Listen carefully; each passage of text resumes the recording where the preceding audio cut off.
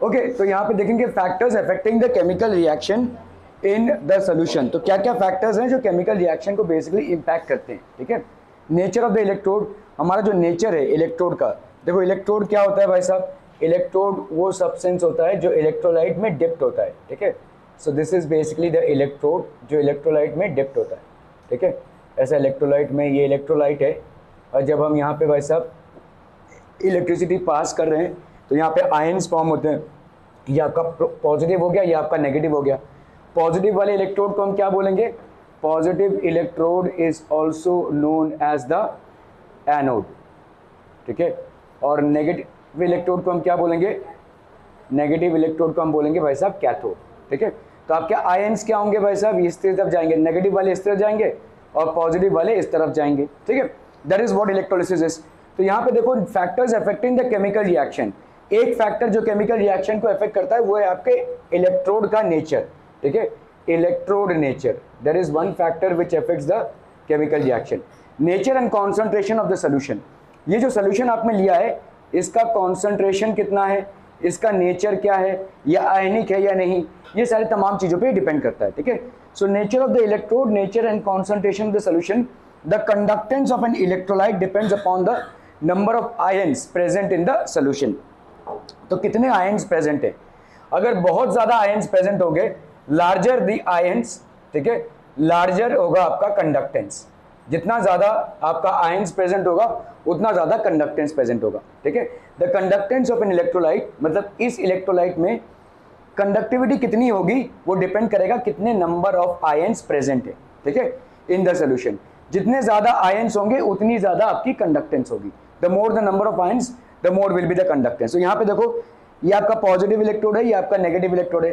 Positive की तरफ कौन जाएगा, नेगेटिव आयंस जाएंगे, और नेगेटिव की तरफ कौन जाएगा, पॉजिटिव आयंस जाएंगे, ठीक है। दे विल बेसिकली मूव, ठीक है। So therefore greater the number of ions in the solution the greater is the conductance. जितना ज़्यादा आपका भाई साहब आयंस होगा उतना ज़्यादा आपका कंडक्टेंस होगा,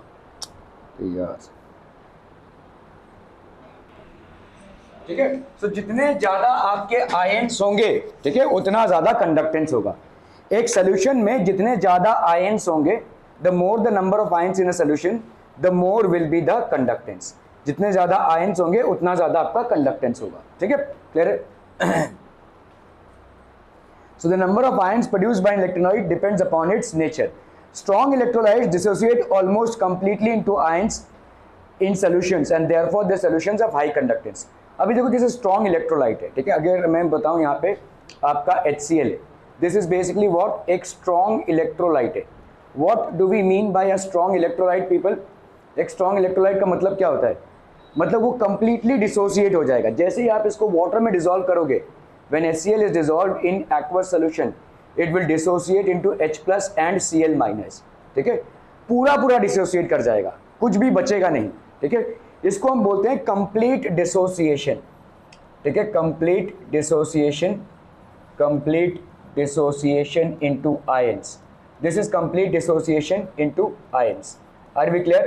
वैसे समझ लो NaOH है, NaOH है aqueous, ठीक है, तो ये क्या होगा भाई साहब, this will form Na plus OH minus, again complete dissociation into ions, कुछ भी नहीं बचेगा। जो वीक इलेक्ट्रोलाइट्स होते हैं, for example let's consider a weak electrolyte, ठीक है, एक वीक इलेक्ट्रोलाइट को हम कंसीडर करते हैं, जैसे जैसे जैसे आपका हो गया यहाँ पे CH3COOH, ये आपका क्या है भाई साहब, एसिटिक एसिड, एसिटिक एसिड, ये क्या फॉर्म करेगा, देखो ये दो तरफा होगा, this will B CH3COO minus plus H plus, ठीक है, ये हो गया आपका एसिटिक एसिड, CH3CO माइनस और H प्लस, ये सामने की तरफ भी जाएगा और पीछे की तरफ भी जाएगा, मतलब यहाँ पे इनकम्प्लीट डिसोसिएशन होगा। This is a case of incomplete dissociation, this is a clear case of incomplete dissociation. Clear है, समझ में आ रहा है। Strong electrolytes dissociate almost completely into ions in solutions and therefore their solutions have high conductance. इसीलिए भाई साहब जितने भी strong electrolytes होते हैं इनकी conductance भी high होती है। क्यों? क्योंकि ions जो हैं ज़्यादा होते हैं, जितने ज़्यादा ions होंगे solution में उतना ज़्यादा ही आपका conductance होगा। तो strong electrolytes के ions ज़्यादा इसलिए उनका conductance ज़्यादा, weak electrolytes के ions कम इसलिए उनका conductance भी कम, ठीक है, क्लियर है। ओके। सो स्ट्रॉन्ग इलेक्ट्रोलाइट में देखो इतने सारे आयंस बनेंगे, ठीक है। Weak electrolytes dissociate, strong electrolytes dissociate completely. Weak electrolytes dissociate only to a small extent and give lesser number of ions. Therefore, the solutions of weak electrolytes have low conductance. ठीक है, तो आपके ज़्यादा dissociation यहाँ पे नहीं होगा, ठीक है, इसलिए ये आपका क्या हो जाएगा, वीक इलेक्ट्रोलाइट। देखो डिसोसिएशन मतलब क्या होता है, ये पॉजिटिव और ये नेगेटिव सेपरेट आउट हो जाना, ये पॉजिटिव और ये नेगेटिव आपका सेपरेट आउट हो जाना, इसको हम बोलते हैं डिसोसिएशन, ठीक है। यहाँ पे देखो थोड़ा बहुत सेपरेट आउट हुआ है, लेकिन बाकी सब तो अभी भी जुड़े हुए हैं। यहाँ पे देखो ये सब डिसोसिएट नहीं हुए, तो थोड़ा बहुत ही डिसोसिएट हो रहा है, यहाँ पे थोड़ा ही डिसोसिएट हो रहा है, ठीक है। आपको बहुत थोड़ा चिंटू पिंटू डिसोसिएशन मिल रहा है, बाकी सब अभी भी साथ साथ हैं, ठीक है। All are basically there, association है इनका, ठीक है। They are still associated with each other, the plus and minus are moving together, only a few of them are dissociated. यहाँ पे almost all of them are dissociated. Dissociated मतलब positive और negative charges का, positive और negative का भाई साहब separation, separation, इसको हम बोलते हैं भाई साहब dissociation. This is known as dissociation. The separation of positive and negative is known as dissociation. तो यहाँ पे देखो पॉजिटिव और नेगेटिव एक्चुअली में सेपरेट आउट हो रहे हैं, hence this is called dissociation. यहाँ पे आपके सेपरेट आउट कंप्लीटली नहीं हो रहे हैं, यहाँ पे कंप्लीट सेपरेशन हो रहा है। दिस इज कंप्लीट सेपरेशन, ठीक है, 100% डिसोसिएशन इसको हम बोलेंगे, ठीक है। इसको हम क्या बोलेंगे, incomplete, incomplete separation, incomplete separation. यहाँ पे लेस देन 100% डिसोसिएशन, पूरा डिसोसिएशन नहीं होगा, लेस देन 100% डिसोसिएशन होगा, ठीक है, क्लियर है।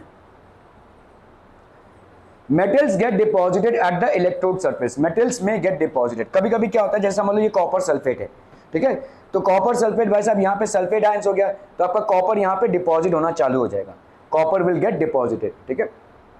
गैशियस बबल्स में फॉर्म नियर द इलेक्ट्रोड्स, कहीं कहीं पे भाई साहब गैशियस बबल्स रिलीज होती हैं, तो ये इलेक्ट्रोड्स हैं, ठीक है। यहाँ पे गैशियस बबल्स देखो ऐसे बबल्स रिलीज होना चालू होंगे, कहाँ पे, इलेक्ट्रोड्स के आजू बाजू ऐसे बबल्स रिलीज होंगे, इलेक्ट्रोड्स के आजू बाजू ऐसे बबल्स रिलीज होंगे। कभी कभी पे मेटल्स का, तो इलेक्ट्रोड्स में और क्या क्या होता है भाई साहब, इलेक्ट्रोड्स में हम बोल सकते हैं मेटल्स का डिपोजिशन होता है, मेटल्स गेट डिपॉजिटेड, ठीक है। And what else happens people, bubbles of gases, bubbles of gases are also released near electrodes, are also released near electrodes. Bubbles of gases are also released near electrodes. Clear है? Are we clear on this one people? Okay. Change of color, कभी कभी भाई साहब आपका क्या हो जाएगा, change of color of solution may occur due to dissolving of different ions. तो कभी कभी आपके सोल्यूशन का कलर भी चेंज हो सकता है, ठीक है। इलेक्ट्रोलाइटिक डिसोसिएशन की वजह से सोल्यूशन का जो कलर है, एक्चुअल जो सोल्यूशन है उसका कलर भी चेंज हो सकता है। So these are certain impacts that might happen after electrolytic decision. So what is meant by the chemical effect of electric current?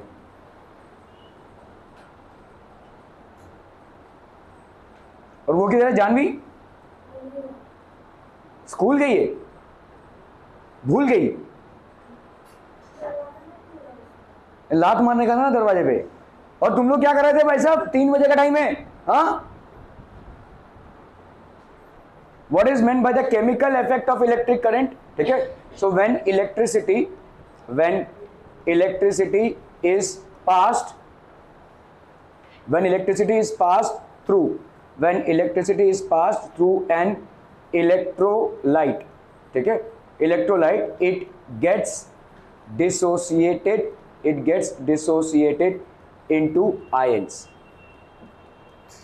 तो ये हो गया आपका chemical effect of electric current, ठीक है।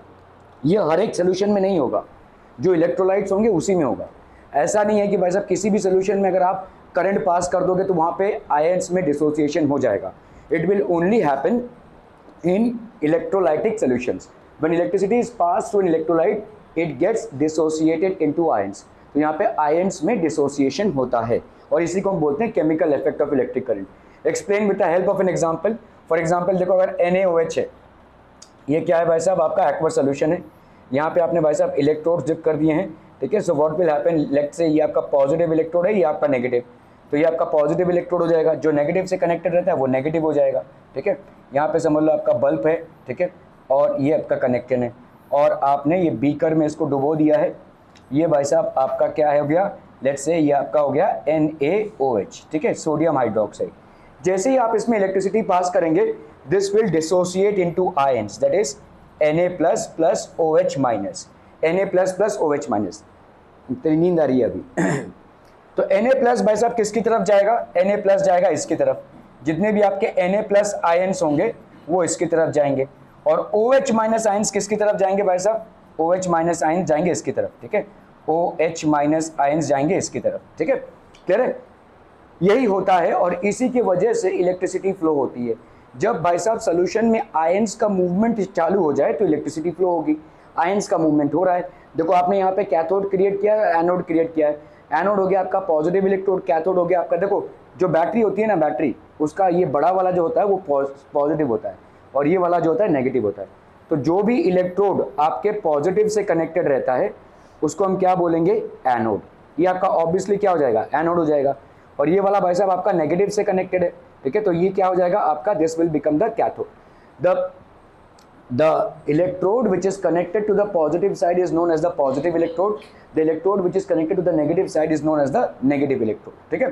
तो भाई साहब देखो किसी भी चीज में इलेक्ट्रिसिटी तभी कंडक्ट होगी जब आयंस मूव होंगे, ठीक है। इलेक्ट्रिसिटी कंडक्टिविटी किस लिए होती है, due to movement of charge particles, और यहाँ पे हो रही है भाई साहब, ठीक है। यहाँ पे इस तरफ आपके पॉजिटिव वाले इकट्ठा हो जाएंगे और इस तरफ आपके नेगेटिव वाले, ठीक है। तो आपका NaOH में ये हो जाएगा भाई साहब, ठीक है। So when electrodes are dipped into an NaOH solution, HCl solution, H2SO4 solution, ऐसे सारे सॉल्यूशंस में क्या हो जाएगा, इलेक्ट्रिसिटी कंडक्ट होगी, ठीक है। Name the gases release when electric current is pass through water, hydrogen and oxygen, very good. So it will be hydrogen and oxygen, these are the gases which are released when electric current is passed through water। तो आपका भाई साहब ये H2O है, ये water है, इसमें आपने इलेक्ट्रिक करंट पास किया है, you have basically passed what, electric current, so what will be released, H2 plus O2, दोनों भी क्या हैं आपके गैसेज हैं, इसलिए एरो दिखा रहा है ऊपर, ठीक है। This will be 2H2 plus O2, this is hydrogen gas, और ये वाला आपका क्या हो जाएगा भाई साहब, oxygen gas, this is known as oxygen gas, ठीक है। Clear? Name the gases which are released when current is passed through water. The gases which are released when current is passed through water are hydrogen and oxygen, ठीक है। List the factors affecting the chemical reactions in solution। क्या क्या factors हैं भाई साहब आपके, very good, nature of electrode. चलिए भाई साहब एक फैक्टर हो गया आपका क्या, नेचर ऑफ इलेक्ट्रोड, और बोलो भाई साहब, और बोलो, और nature of electrolyte, nature of electrolyte. सारे जो है तो आपके स्ट्रॉन्ग इलेक्ट्रोलाइट्स नहीं होते हैं, वीक इलेक्ट्रोलाइट्स में कंडक्टिविटी कम होगी क्योंकि आयंस कम फॉर्म होंगे, स्ट्रॉन्ग इलेक्ट्रोलाइट्स में कंडक्टिविटी ज्यादा होगी क्योंकि आयंस ज्यादा फॉर्म होंगे। और क्या होगा बोलो, कॉन्सेंट्रेशन ऑफ इलेक्ट्रोलाइट, है ना भाई साहब, इलेक्ट्रोलाइट का कॉन्सेंट्रेशन, ये सारी चीजों पे ये डिपेंड करेगा। क्लियर है, are we clear on this one people, okay. So applications क्या क्या है भाई साहब, इलेक्ट्रोलिसिस मतलब क्या होती है, when we are passing electric current through an electrolyte, ठीक है, it is known as electrolysis. Electrolysis has some important scientific and industrial applications. क्या क्या है भाई साहब, extraction of metals from ores, तो ओर्स से हम मेटल्स को निकालते हैं। देखो ओर्स क्या होते हैं, what are ores, ores are found in earth, ठीक है, फाउंड रॉ फॉर्म में अर्थ में फाइंड होता है, ये रॉ फॉर्म में इन अर्थ। जैसे मैं अगर लोहे की बात करूं, ये लोहे हमको मिलता नहीं है अर्थ में से लोहे के रूप में, हमको आयरन ओर में मिलता है, ठीक है, लोहा हमको किस में मिलता है भाई साहब, आयरन ओर में। So from iron ore we get iron, ठीक है। जैसे अगर आप देखोगे बॉक्साइट जो ओर होता है, ठीक है, बॉक्साइट एक ओर होता है जिससे हमको क्या मिलता है, एल्यूमिनियम, ठीक है, हमको मिलता है भाई साहब एल्यूमिनियम। इस तरह से जितने भी आपके मेटल्स हैं या मिनरल्स हैं वो सब हमको अर्थ से मिलते हैं ओर फॉर्मेट में, ठीक है। So extraction of metals from ores, ज्यादा करके हमको मेटल्स किस में से मिलते हैं, ओर्स में से मिलते हैं। और ये क्या है भाई साहब, ये ओर्स क्या है, इम्प्योर फॉर्मेट्स हैं, ठीक है, these exist in impure formats. तो इनको हमको भाई साहब पहले मेटल बनाने में और उसको यूज करने में इसको हमको प्योरीफाई करना पड़ेगा, ठीक है, और इलेक्ट्रोलिसिस का प्रोसेस इसको प्योरीफाई करता है, ठीक है। So extraction of metals from ores, so when we are extracting metals from ores electrolysis is a helpful process, electrolysis आपका एक हेल्पफुल प्रोसेस हो जाएगा। Electro refining of metals, electro refining of metals, जैसे आप कभी ने कभी सुना रहेगा कि आप किसी से पूछें ये अरे ये गोल्ड का बना हुआ है, तो बोल रहा है नहीं गोल्ड का नहीं बना है लेकिन सोने का पानी चढ़ा हुआ है। ये सोने का पानी चढ़ा हुआ है, इसका मतलब क्या है?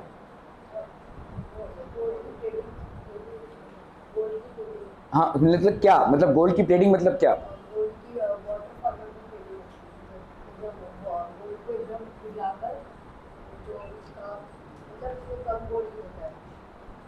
कम गोल्ड यूज होता है, समझो मैं अगर तुमसे ये बोला कि समझ लो ये गोल्ड का बना हुआ है, ठीक है, अगर ये पूरा पूरा गोल्ड से बना हुआ है तो मैं बोल रहा हूँ भाई साहब गोल्ड से बना हुआ है। लेकिन अगर ये मेरे से पूछा है सर ये गोल्ड से बना हुआ है क्या, मैंने बोला कि नहीं ये इसमें सोने का पानी चढ़ा हुआ है, तो what do you actually mean? आपने सुना रहेगा लोगों को ऐसे बात करते हुए, नहीं ये प्योर गोल्ड नहीं है, सोने का पानी चढ़ा हुआ है। मतलब क्या होगा, अंदर स्टील रहेगा, उसके ऊपर इलेक्ट्रोप्लेटिंग हुई है, इलेक्ट्रो रिफाइनिंग और इलेक्ट्रोप्लेटिंग होती है, तो उसमें प्लेटिंग होती है जैसे आप बोल रहे हैं, ठीक है। तो इसके ऊपर क्या होगा, गोल्ड पूरा ऐसे ऐसे डिपॉजिट हुआ रहेगा। सो गोल्ड का इसको चढ़ाया गया है इसके ऊपर, अंदर से पूरा पूरा गोल्ड नहीं है ये, ठीक है। So that is called electro refining of metals, electroplating जिसको हम बोलते हैं, ठीक है। इलेक्ट्रोप्लेटिंग मतलब किसी दूसरे मेटल पे किसी दूसरे मेटल को आप चढ़ा रहे हैं, ठीक है। So that is called electroplating, okay. Metals are extracted from their ores by the process of electrolysis, तो आपके इलेक्ट्रोलिसिस का प्रोसेस होता है जिससे से मेटल्स एक्सट्रैक्ट होते हैं, ठीक है। So metals are extracted from their ores by the process of electrolysis, ठीक है। तो आपके इलेक्ट्रोलिसिस के प्रोसेस से भाई साहब मेटल्स एक्सट्रैक्ट होते हैं।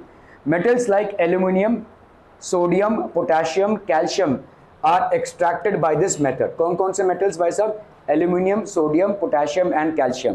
तो आपका एल्यूमिनियम हो गया, सोडियम हो गया, ठीक है, पोटेशियम हो गया और कैल्शियम हो गया, ठीक है। Metals like aluminium, sodium, potassium and calcium are extracted from their ores by this method. ये हमारा इलेक्ट्रोलिसिस का प्रोसेस है, ठीक है। Electro refining, it is the process of obtaining pure metal from the impure one by the process of electrolysis, ठीक है। तो अगर हमको इम्प्योर मेटल, प्योर मेटल से भाई साहब क्या चाहिए? इम्प्योर मेटल चाहिए, ठीक है।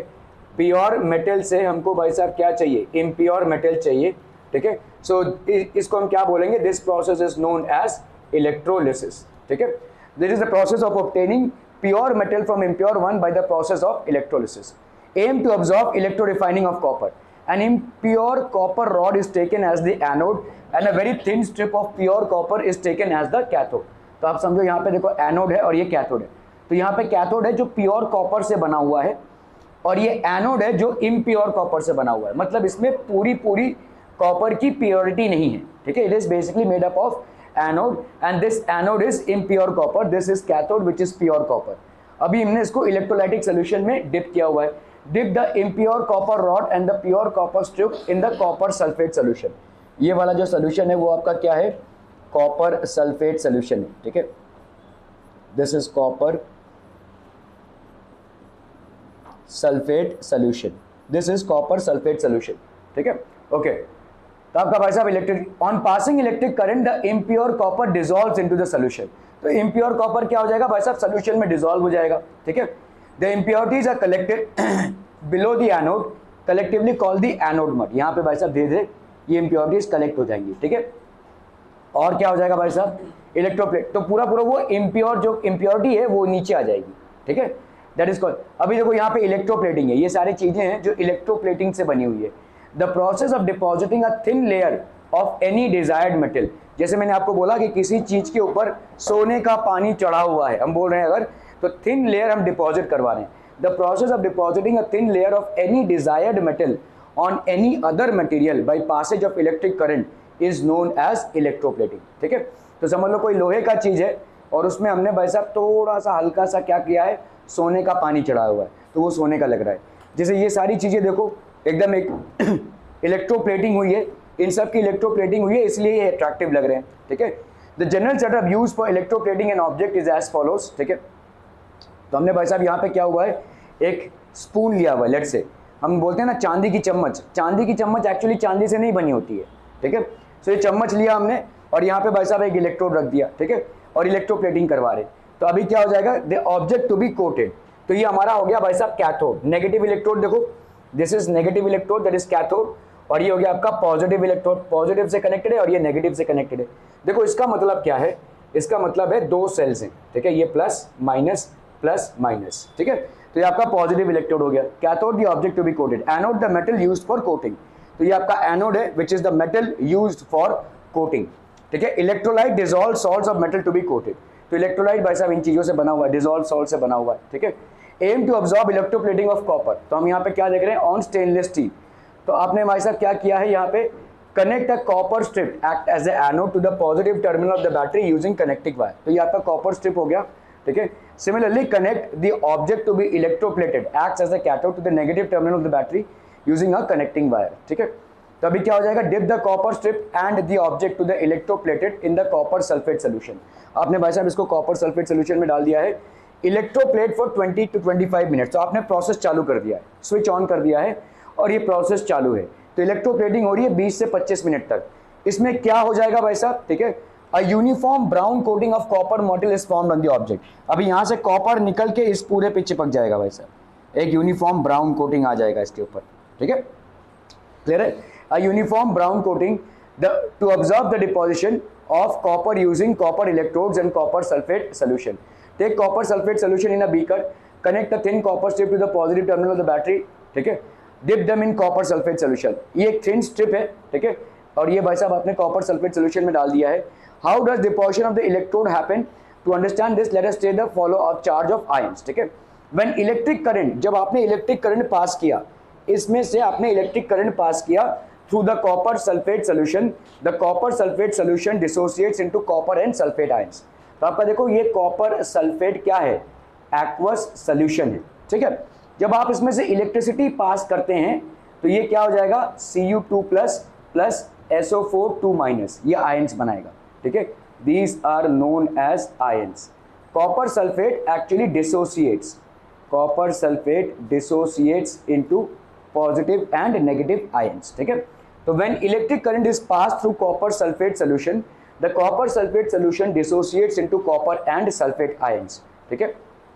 तो आपका यहाँ पे कॉपर आ गया और यहाँ पे सल्फेट, अभी कॉपर वाले जो आयंस है वो कहाँ पे कलेक्ट होंगे, नेगेटिव पे, ठीक है, और सल्फेट आयंस कहाँ पे कलेक्ट होंगे भाई साहब, पॉजिटिव पे, ठीक है, सल्फेट आयंस यहाँ पे कलेक्ट होंगे। The free mobile copper ions are drawn to the cathode, ठीक है, तो ये आपके कॉपर आयंस किस तरफ जाएंगे भाई साहब, कैथोड की तरफ, and the sulfate ions are drawn towards the anode, sulfate ions are drawn towards the anode, क्योंकि sulfate ions नेगेटिव हैं, hence they will be drawn towards the positive electrode, क्योंकि copper ions आपके positive हैं, hence they will be drawn towards the negative electrode। Clear है people, okay. सो आपका देखो यहाँ पे कॉपर आयंस डिपॉजिट होने लगेंगे और इधर सल्फेट आयंस डिपॉजिट होने लगेंगे, ठीक है। What are the applications of chemical effects of electric current, क्या क्या है भाई साहब, बोलिए। इलेक्ट्रोप्लेटिंग, गुड, इलेक्ट्रोप्लेटिंग और इलेक्ट्रो रिफाइनिंग, हाँ, और extraction of metals from their ores, है ना, extraction of metals from their ores, extraction of metals from their ores. Explain the term electro refining, electro refining में क्या होता है, वो पूरी चीज को आप और रिफाइन कर देते हैं। What do you mean by electroplating? How does it take place? अभी हमने देखा कैसे इलेक्ट्रोप्लेटिंग होती है, ठीक है, okay.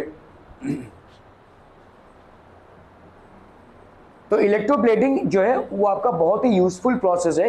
It is widely use in the industry for coating metal objects with a thin layer of different metals, तो एक मेटल ऑब्जेक्ट को हम दूसरे लेयर से, दूसरे मेटल से कोट करवा रहे हैं, ठीक है। One metal object is basically coated by a different metal object. Some practical examples for which articles are electroplated to improve their appearance, ताकि दिखें अच्छा, ठीक है, to provide a protective coating to minimize the cost, ठीक है।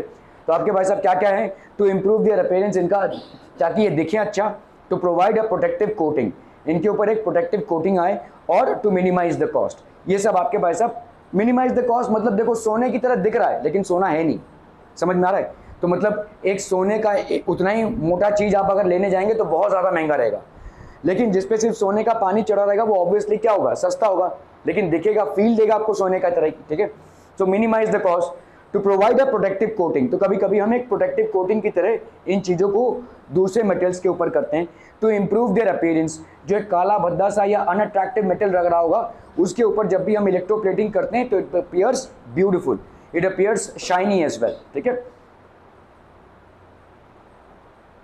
तो आप देखो यहाँ पे to improve their appearance before और देखो आफ्टर। ठीक है, ये बिफोर इलेक्ट्रोप्लेटिंग है। ठीक है, अगर आप देखोगे this is before electroplating, this is before electroplating and this is after electroplating, after electroplating, this is before electroplating and this is after electroplating. Clear है? Are we clear on this one? तो देखो कैसे चमक आ गई है इसमें। ठीक है, it appears more beautiful. To provide a protective coating, तो आपका देखो यहाँ पे प्रोटेक्टिव कोटिंग इसमें प्रोवाइड होती है। ठीक है, to provide a protective coating मतलब देखो ज़्यादा करके ये सब चीज़ें इनमें जंग लगता है, इनमें भाई साहब कोरोजन होता है।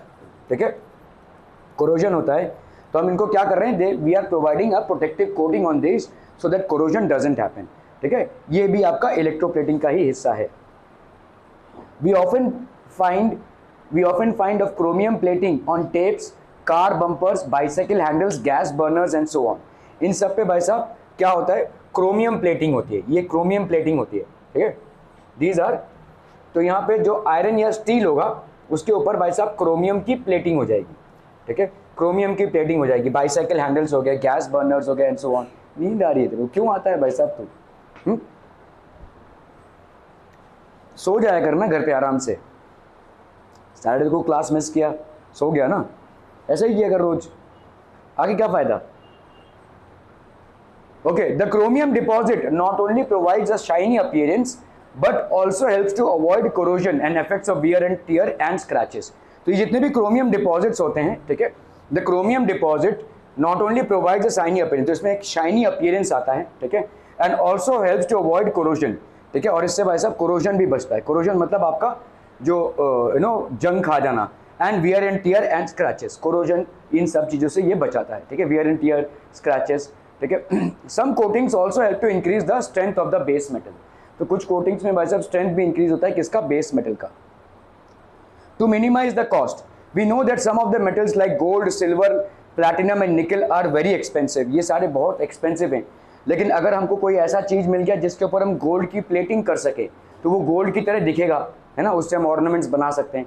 तो there are some metals like gold, silver, platinum and nickel which are super expensive. ठीक है, बहुत ज़्यादा एक्सपेंसिव होते हैं।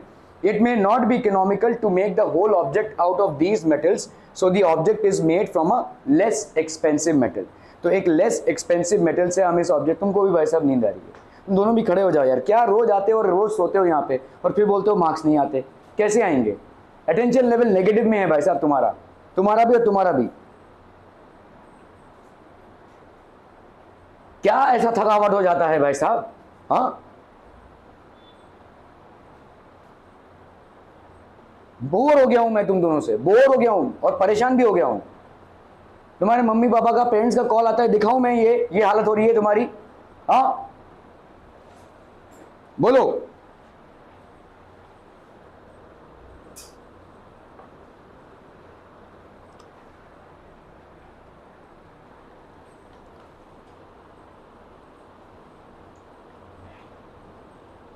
मैं आज ग्रुप में डाल रहा हूँ, जिन लोगों को भी सोते हुए पकड़ूंगा उनका नाम ही डालूंगा।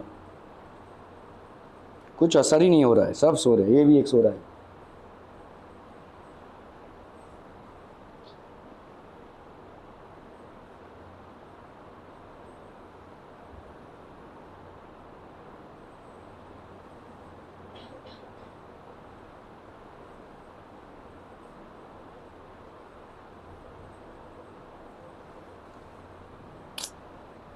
टाइम वेस्ट है मेरे लिए पढ़ाना।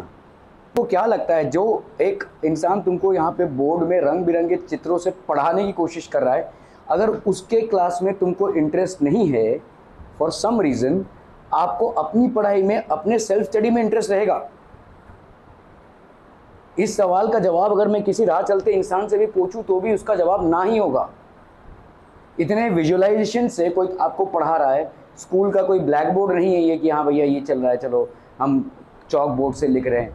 अगर कोई इतने सारे विजुअलाइजेशन से आपको चीज़ों को समझाने की कोशिश कर रहा है, ये देखो आयंस के मूवमेंट हो रहे हैं, इस तरह जा रहे हैं, और उसके क्लास में अगर आप सो रहे हैं, imagine what would be your state when you are doing self study by yourself.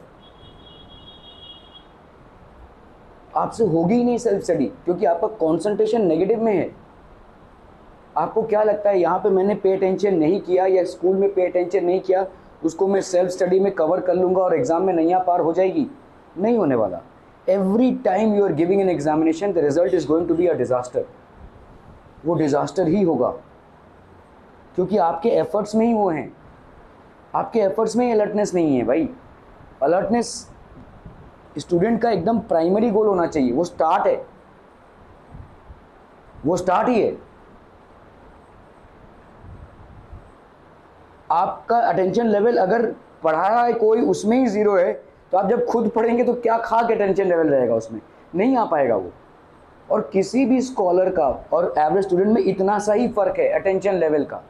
जिन लोगों का रिजल्ट्स अच्छा आता है उनको आप देखिएगा, उनका क्लास में attention levels are much more higher. आपको लगता होगा टीचर उनके लिए पार्शियल है या पार्शियलिटी करते हैं, करेंगे ही ना भाई साहब, क्योंकि अगर कोई टीचर पढ़ा रहा है और गिने चुने कुछ बच्चे ही उसमें अटेंशन पे कर रहे हैं, तो बट ऑब्वियस सी बात है कि टीचर का ध्यान उनके ऊपर ही जाएगा। आप भाई साहब सो रहे हैं तो कैसे जाएगा आपके ऊपर ध्यान? रोज रोज एक ही बात बोलनी पड़ रही है आपको, कैसे जाएगा आपके ऊपर ध्यान? आप एक ह्यूमन नज़रिए से इस चीज़ को समझने की कोशिश कीजिए। आप अगर किसी के साथ बात कर रहे हैं और वो ना, आप बात करेंगे उसके साथ, will you talk to that person? No, obviously not. वो रिस्पॉन्स ही नहीं दे रहा है भाई साहब, वो लीस्ट इंटरेस्टेड, वो सो रहा है आपके उसमें, तो आप उसके साथ क्या बात करेंगे? इसी तरह से टीचर भी है ना भाई साहब, उसके सामने 20 स्टूडेंट बैठे हुए, 10 उसमें से सो रहे हैं, तो क्यों उन पे इंटरेस्ट देगा? उसका ध्यान उन्हीं पे रहेगा जो ध्यान दे रहे हैं। और इसी को लोग पार्शियलिटी बोलते हैं। पार्शियलिटी एग्जिस्ट करती ही नहीं है, पार्शियलिटी नहीं है, ये ह्यूमन बिहेवियर है, ह्यूमन टेंडेंसी है ये। आप अगर बात कर रहे हैं, कुछ समझाने की कोशिश कर रहे हैं और अगला इंटरेस्टेड ही नहीं है, why should I take the trouble? आज मैं आपको बोल रहा हूँ कि आप सो रहे हैं, कल मैंने आपको बोला था आप सो रहे हैं, परसों मैं इस चीज़ पे टाइम वेस्ट नहीं करूँगा, क्योंकि कोई सुधार नहीं है।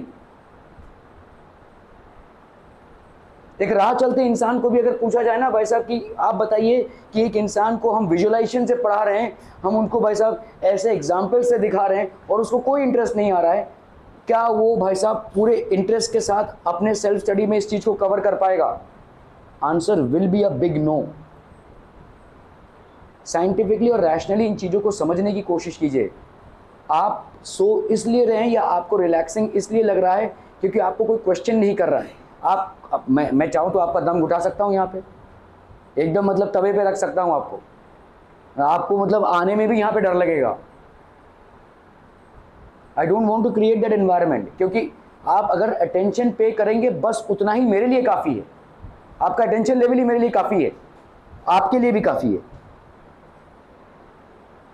गन पॉइंट में अगर रखूं उससे पढ़ाई नहीं होती है, कुछ दिन तक धक्का मार के गाड़ी आगे चलेगी लेकिन उससे पढ़ाई नहीं होगी, उससे पढ़ाई होगी नहीं। वो आप बाउंड टू, जिस दिन थोड़ा सा हम ढीला पड़ जाएंगे फिर आप वही back to pavilion. Gun point पे पढ़ाई नहीं होती है भाई साहब, डंडा मार के पढ़ाई नहीं होती है। आपका अटेंशन लेवल बहुत ज़रूरी है, और 1.5 घंटे का अटेंशन लेवल आप मैनेज नहीं कर पा रहे, मतलब आपके दिमाग में इतना भूसा भरा पड़ा है, आपका दिमाग इस तरफ इस तरफ इस तरफ इस तरफ। कोई मतलब रथ देखा है आपने, रथ जिसको 4-5 घोड़े हाँक रहे हों, आपका माइंड भी कुछ इसी तरह से है। एक उबड़ खाबड़ जमीन में से अगर रथ जाता है और 4-5 घोड़े जो थे इधर उधर भाग रहे हैं, जो रथ चालक होगा उसका कोई कंट्रोल ही नहीं है उसके ऊपर, he is not a good chariot rider. वो भाई साहब ठीक से चला ही नहीं, उस 5 घोड़े इस तरफ भाग रहे हैं, रथ भी भाई साहब डामाडोल हो रहा है। अच्छा राइडर वो है जो चारों घोड़ों को एक लाइन पे ला सके। ऐसे ही हमारा मन भी है भाई साहब, इधर क्रिकेट में दौड़ रहा है, किसी गर्लफ्रेंड के पीछे दौड़ रहा है, किसी बॉयफ्रेंड के पीछे दौड़ रहा है, किसी फालतू चीज़ों के पीछे दौड़ रहा है, और आपका माइंड रिकलेक्ट नहीं हो पा रहा है, आप उसको चैनलाइज नहीं कर पा रहे हैं, तो आप अच्छे चालक नहीं हैं। तो please train your self on that front, otherwise ये जब चलता रहेगा और रिजल्ट भी वही चलता रहेगा। मेरी तरफ से पढ़ाई भी वही चलती रहेगी और आपका रिजल्ट भी वही चलता रहेगा। Improvement is not going to be there. Please understand this from the bottom of your heart and mind and soul. Otherwise, there is going to be no improvement. आपको लोड होमवर्क दे दूं मैं भाई साहब, एकदम जीवन जीना मतलब आपका दुश्वार कर दूं, मुझे कुछ नहीं करना है, सिर्फ एक प्रिंट देना है बस, परेशान हो जाएंगे आप। अभी का अभी बैठे बैठे आपको 400 क्वेश्चन का होमवर्क दे सकता हूं, कल रात तक आप परेशान ही रहेंगे, कल रात 12 बजे तक 400 क्वेश्चंस करने में। Is it going to lead you somewhere? आपका अटेंशन लेवल नहीं है तो हम ये सब फोर्सिंग करेंगे आपके साथ, क्या फ़ायदा होगा उससे? खींच रहे हैं हम चीज़ों को, ये खींच ही रहे हैं आप, वही आएगा, वही रिजल्ट आएगा, वही घिसा पिटा सा मार्क्स। क्या टर्म 1, क्या यूनिट 1, क्या टर्म 2, क्या unit 2, is going to be the same stat story over and over on a repetitive mode again and again, because your efforts are not changing. आपके एफर्ट्स चेंज ही नहीं हो रहे भाई साहब।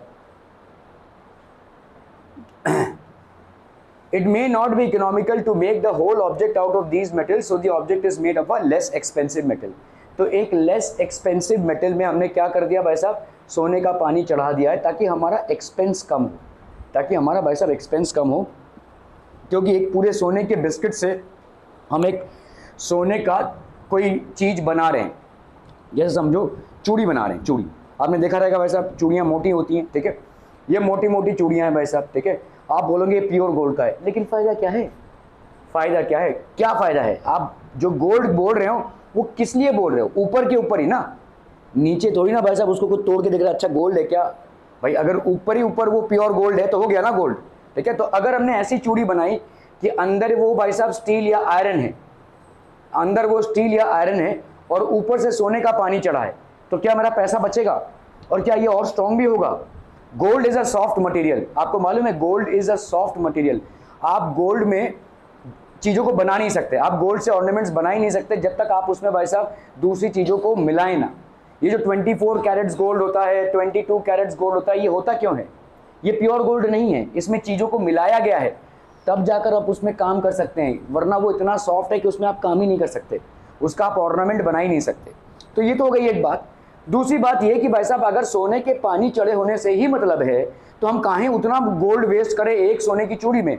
हम अंदर ही अंदर अगर उसको भाई साहब स्टील, आयरन या किसी और चीज़ से बनाएं और उस पर गोल्ड की प्लेटिंग कर दे, will it still pass on as an ornament of gold? Yes it will, people will still consider this to be an ornament of gold. Are we clear on this one people? ठीक है, okay.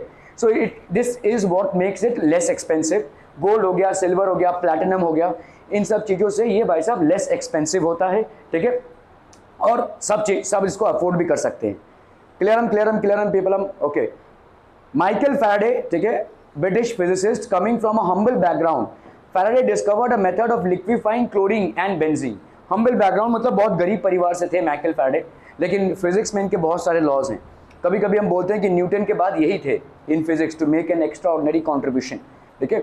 Discovered a method of liquefying chlorine and benzene, तो इन्होंने भाई साहब chlorine को और benzene को liquefy किया, ठीक है, method of liquefying chlorine and benzene. He also discovered the phenomena of electromagnetic induction, ठीक है, फिजिक्स में भी इनका बहुत सारा कॉन्ट्रीब्यूशन रहा है। Magneto optical effect and diamagnetism, कुछ भी नहीं समझ में आएगा आपको, समझने की जरूरत भी नहीं है, आप जैसे जैसे अलग अलग हायर क्लासेस में जाएंगे then you will study these concepts, ठीक है, प्रोवाइडेड आप जाएँ, जो तो आप जाएंगे ही, क्योंकि आपके ऊपर भाई साहब कोई प्रेशर नहीं है फेल होने का। मैं बता रहा हूँ ना, आपके ऊपर सिर्फ एक चीज़ अगर लागू हो जाए सबके सब ट्रैक में आ जाएंगे, फेल होने का खौफ। मैं आपको बता रहा हूँ, हर बार मैं नए क्लास में गया हूँ और 10 रिपीटर्स मेरे साथ, और 10 में से उसमें से 4 ही बचेंगे, 6 को अगले साल स्कूल निकाल देगी। ऐसा ही था हमारा। आप अपने पेरेंट्स से भी पूछिए आपकी क्लास में फेलियर्स थे क्या, बोलेंगे हाँ। आपकी क्लास में कितने फेलियर्स दिखते हैं? नहीं ना, कोई नहीं दिखता ना, कोई दिखता ही नहीं होगा। किसी को फेल कराया हो स्कूल में ऐसा दिखता है? कोई नहीं दिखता है। ये गवर्नमेंट ऑफ इंडिया इसलिए करा रही है क्योंकि हमारा लिटरेसी रेट बहुत कम है। अगर हमने किसी को 5th 6th या 7th 8th में फेल कर दिया तो बहुत ज़्यादा पॉसिबिलिटी है कि वो पढ़ाई छोड़ दे, उसके घर वाले उसको स्कूल ही से निकाल दे, ये ज़्यादा पॉसिबिलिटी है। तो इससे क्या होगा, बंदा पूरा का पूरा भाई साहब या बंदी पूरी की पूरी क्या रह जाएगी, अनपढ़ रह जाएंगे। तो इसीलिए गवर्नमेंट ने बोला कि चलो धक्का मार के ही सही कुछ दूर तक हम इनको लेकर जाएं, लेकिन उसका खामियाजा आप भुगत रहे हैं ये कि आपको खौफ नहीं है, आपको फेल होने का डर नहीं है। हम भाई साहब झक मार के कैसे भी पढ़ लेते थे क्योंकि हमको फेल होने का खौफ था। भाई कॉलोनी में अगर किसी को मालूम चले ना ये बंदा फेल हो गया है, रास्ते में निकलना मुश्किल हो जाएगा। अरे तू रिपीटर है क्या, अरे तू फेल हो गया, ऐसे पूछेंगे। ये सब क्वेश्चन हमारे ज़माने के क्वेश्चन हुआ करते थे। अरे शर्मा जी का लड़का फेल हो गया, मालूम है क्या भाई साहब, वो यही गॉसिप चलेगा अभी 10 दिन तक। तो ये सारी चीज़ें हैं, हमको खौफ था, हमको शर्म थी, हमको डर था, ये सब आपके अंदर नहीं है, क्योंकि आपका एनवायरनमेंट वो चीज़ आपको नहीं दे रहा है। और गवर्नमेंट ऑफ इंडिया चला रही है, उनका भी एक लॉजिक बनता है कि भाई साहब बंदा पढ़ाई छोड़ दे, उससे अच्छा थोड़ा धक्का मार के उसको पास कराते रहें, ताकि कम से कम पढ़ाई से लगा तो रहे, कुछ तो देश का इम्प्रूवमेंट हो जाए, है ना। ठीक है, because most of the students who used to fail, वो खुद ही छोड़ देते थे पढ़ाई, या तो उनके पेरेंट्स से छुड़वा देते थे। मैं बोल रहा हूँ ना, अगर मैं एक नए क्लास में जाता था तो मुझे 10 लोग फेलियर्स मिलते ही थे हर नए क्लास में। अभी उन 10 में से अगले तो स्कूल 2 साल तक इन बच्चों को रिटेन करता था। ठीक है, मतलब इस बार फेल हुआ, चलो स्कूल ने रखा, दूसरी बार फेल हुआ, फिर स्कूल रखेगी, तीसरे साल निकाल देगी, 2 साल के बाद नहीं रखेगी। तो तुम 2 साल से ज़्यादा किसी क्लास में रिपीट नहीं कर सकते। तो इसका मतलब क्या हो गया, पढ़ाई तुम्हारे बस की बात नहीं, यही बोल रही है ना स्कूल, तुम छोड़ दो, है ना, हम तुमको निकाल रहे हैं मतलब तुम छोड़ दो। ठीक है, तो ये साफ सुथरा काम था। तो इसीलिए क्या होता था कि ये जो 10 बच्चों के साथ हम बैठते थे, इसमें से सिर्फ 2 ही बच्चे या 3 ही बच्चे ऐसे थे जो क्लास में आप लोगों को पास करके अगले क्लास में जाते थे, बाकी 7 का विकेट जाता था, वो विकेट उड़ जाता था उनका, या तो वो खुद छोड़ देते थे या तो स्कूल उनको निकाल देती थी। तो ये ऐसा तनावपूर्ण एनवायरनमेंट था हमारा। तनावपूर्ण मतलब क्या, एग्ज़ाम हम बहुत सीरियसली लेते थे, लेना ही पड़ता था, हमारे पास स्कोप नहीं था। लेकिन आपके पास नहीं, आपको नहीं पढ़ रहा है भाई साहब, आप आराम से हैं, आप आराम के मोड में हैं, इसलिए नहीं हो रहा है ये एक बहुत बड़ा प्रॉब्लम है, और आप इसके लिए रिस्पॉन्सिबल नहीं है। हाँ, लेकिन आप अपने इन अटेंटिव नेचर के लिए ज़रूर रिस्पॉन्सिबल हैं। आपका अटेंशन लेवल 0 या नेगेटिव है, इसके लिए आप ज़रूर रिस्पॉन्सिबल हैं। ये जो एनवायरनमेंट आपको दिया गया है, ईजी सा एनवायरनमेंट कि आप फेल ना हो, इसके लिए आप रिस्पॉन्सिबल नहीं है। लेकिन आपका जो इनअटेंटिव नेचर है, इसके लिए सिर्फ और सिर्फ आपकी ही रिस्पॉन्सिबिलिटी बनती है। So please try to understand people, things are going to get tougher day by day. आज मैं एक शिक्षित इंसान हूँ, तो मैं बोल सकता हूँ कि मैं इंडिया में 30% लोग से अच्छा हूँ, बिकॉज इंडिया में 70% की लिटरेसी है। क्लियर, इंडिया में 70% की लिटरेसी मतलब क्या, आपको एक भाषा जाननी, बोलनी और समझनी आती है, बस यही लिटरेसी। और उसमें से भी कट पुट के आपका भाई साहब 15 या 20% ग्रेजुएट का होगा। तो देश में, पूरे देश में भाई साहब शायद 15% ही ग्रेजुएट होंगे, उनमें से मैं हूँ। आपके टाइम पे ऐसा नहीं रहेगा। आपके टाइम पे हो सकता है ग्रेजुएशन में 60 लोग हों, 60% हो, 60% हो जाएंगे। उन 60% में भी से भी अगर आप एक नहीं रहे तो आपकी परिस्थिति और ख़राब होने वाली है। Try and understand this. अगर आप 60% में भी से एक नहीं हो पाए, मैं तो चलो 50% में से एक हूँ, 15%, 15% में से मैं एक हूँ, आप अगर 60% में से भी एक नहीं हो पाए तो वो आपके लिए बहुत सोचनीय अवस्था हो जाएगी। तो आप बहुत पीछे रह गए, इसका मतलब बहुत पीछे रह गए। तो प्लीज़ ट्राई टू अंडरस्टैंड, एक चीज़ आपके लिए अच्छी है कि आप फेल नहीं हो रहे, लेकिन दूसरा चीज़ ये है कि आपका कंपटीशन लेवल बढ़ता जा रहा है। And if you are not connected to academics, you are going to meet your disasters. मतलब आप इस लेवल के ही नहीं हो पाएंगे कि समाज में खड़े हो पाए। शिक्षा आपको एक स्तर देता है, शिक्षा आपको एक अलग मकाम पे लाता है। मैं ये नहीं बोलता कि हर शिक्षित व्यक्ति पैसा कमाने वाला व्यक्ति होता है, लेकिन शिक्षा एक अलग स्तर पर लेकर जाता है, आपकी सोच को इम्प्रूव करता है। और ऐसे ही कटे रहेंगे आप तो बहुत प्रॉब्लम होने वाला है भाई। रोज़ वही सोना, रोज़ वही सोना, रोज़ वही सोना, कितने दिन चलेगा वैसे? ये इस तरह से ड्रैग करके कितने दिन चलेगा? And if this is your attention level out here, I'm sure it's going to be the same attention level back at school as well. ये कब तक ऐसा धक्का मार के गाड़ी चलाओगे भाई साहब, कब तक? नोट्स आप लोग लिखते नहीं हो, बनाते नहीं हो। मेरी अंडरस्टैंडिंग ये है कि आप उन नोट से नोट्स बनाते होगे जो मैं भेजता हूँ, वो भी आप नहीं करते होगे। आप करते हैं? नहीं करते हैं। जो नोट्स में भेजता हूँ उसके नोट्स बनते हैं? हाँ या ना में जवाब चाहिए। ना। इतना सोच जब आप बोल रहे हैं तो वो ना ही है, ना। हाँ भी और ना भी 50% है ना, 50%। कोई ऐसा है इंसान है यहाँ पे 100% जो बना रहा हो नोट्स?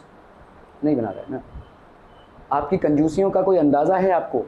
यहाँ पे आपके अटेंशन लेवल में कंजूसी है, जो नोट्स आपको जा रहे हैं उसमें आपकी कंजूसी है, जो वीडियोज़ आपको जा रहे हैं वो देखने में कंजूसी है। अगर आप एब्सेंट होते हैं तो do you consider and do you mind in watching those videos which you have missed? I don't know how many of you do. But I am sure again वहाँ पे भी कंजूसी होगी। चारों तरफ से अगर भाई तुम्हारी तरफ से कंजूसी रहेगी तो कैसे रिजल्ट आएगा, कैसे? मैं आपको हर एग्ज़ाम का पेपर भेजता हूँ, उसका सलूशन भी भेजता हूँ और उसी दिन भेजता हूँ ताकि वो आपके माइंड में फ्रेश रहे। How many of you take the trouble of going through those solutions? अरे मैंने ये लिखा था, ये आंसर था क्या? एक क्यूरियोसिटी भी होनी चाहिए ना आपको, यार मैंने ये आंसर लिखा था, शायद गलत तो नहीं हो गया, देखे तो, हाँ इस आंसर में मेरे को डाउट था, देखे क्या आंसर भेजा है। How are you going to refine yourself? ये सारे आपके रिफाइनमेंट के प्रोसेस हैं भाई साहब। चाय पीते हो? नहीं पीते हो ना? नहीं पीते हो, पिया करो, अच्छी बात है, कोई बुरी बात थोड़ी है। नशा नहीं होना चाहिए।